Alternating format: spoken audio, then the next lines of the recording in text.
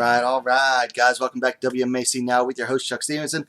We're coming at you tonight with a fight preview. So we're going to UFC on ESPN number three, aka UFC Fight Night Fort Lauderdale. We're going to the strawweight division, guys.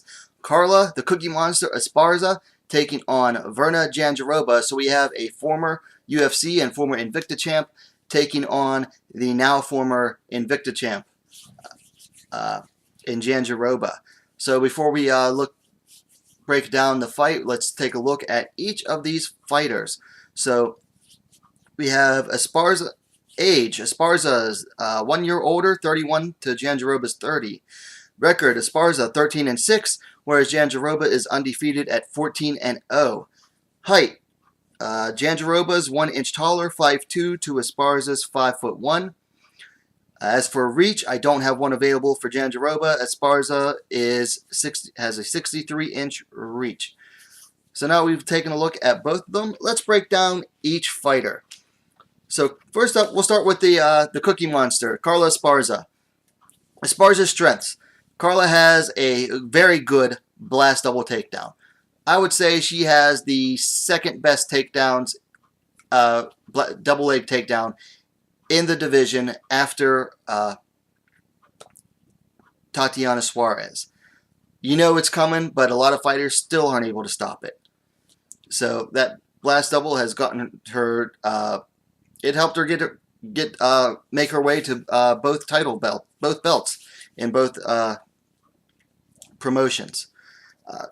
Esparza also has underrated striking. You know, it went from pretty bad, and now she's able to definitely hold her own in striking, as shown in her fights against Calvillo.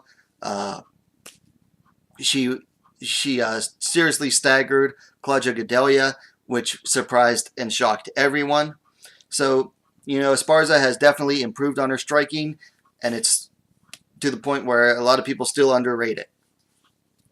And then finally, Esparza has very stifling top control.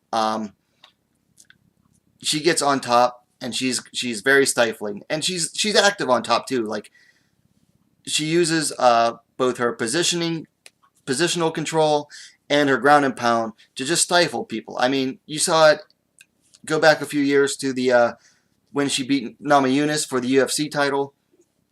She was able to just basically suck the will out of Namajunas because her top control was so stifling. So now we've looked at Esparza's strengths, let's look at her keys to victory. First off, she has to impose her game plan early.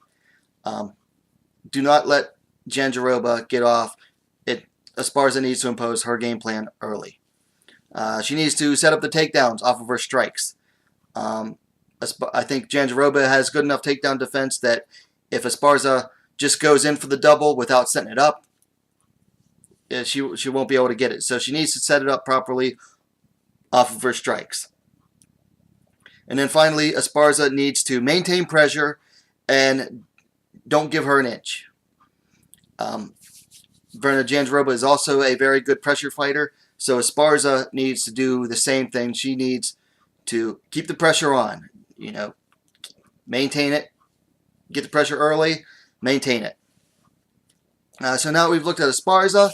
Let's take a look at the new UFC newcomer, Virna Jandiroba. Jandiroba's strengths. She has good takedowns of her own. She took down Mizuki Inoue in her Invicta FC title fight like it was nothing. So don't sleep on Jandiroba's takedowns. Jandiroba is also very well-rounded.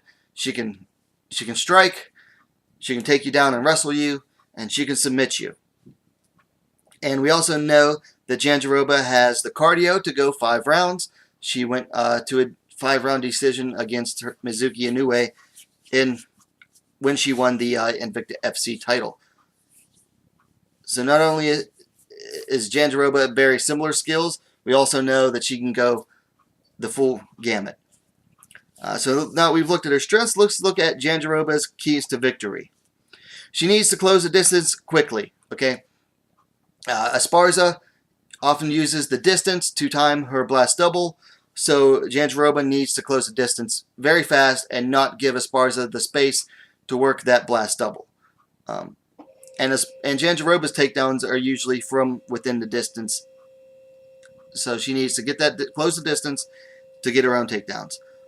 She needs to look for the Esparza's takedowns and reverse them to get top control of her own. So when Esparza goes for those takedowns, she needs to be able to reverse it and get top control.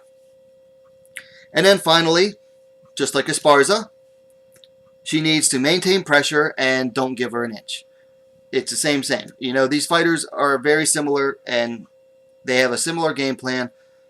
So she needs to, again, maintain pressure and not give Esparza an inch. So guys, now that I've broken down both of these fighters, time to make my prediction. And I made my prediction based on something that I didn't mention in the video. So my prediction is Esparza by unanimous decision.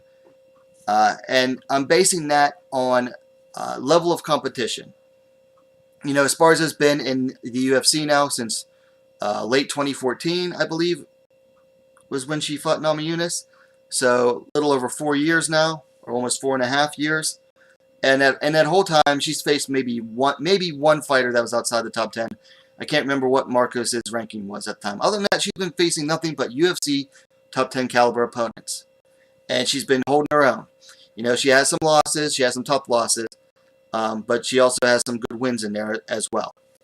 Jandiroba, on the other hand, is coming up from Invicta.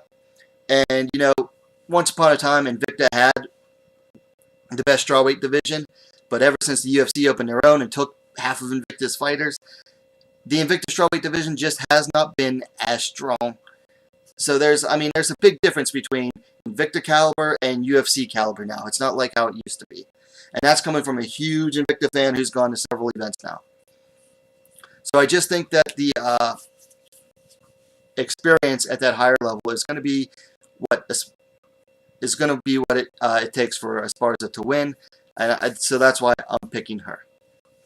Guys, let me know what you think about, well, not only my pick, let me know what you think about my breakdown in the comments down below. And let me know your predictions as well, because I'd like to hear what you guys think. So put those in the comments down below. And what are you waiting for? Guys, subscribe to WMMA now, the best, fastest growing women's mixed martial arts dedicated platform on YouTube. Guys, we'll see you next time.